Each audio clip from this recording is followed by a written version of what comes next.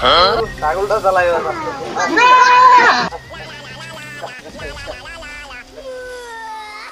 লোকটা কিরাম আবার ছুটিতে গেছে এই সময় আবার ফোন দিয়ে গেলাম।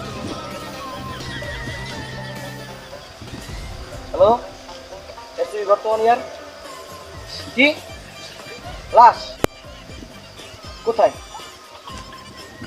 আমরা এখন আমাদের টিম নিয়ে ওকে ওকে ওকে ওকে আপনি নিশ্চিত থাকুন। এই কথাটা তো প্রথম অভিজিতের জানাইতে হয়।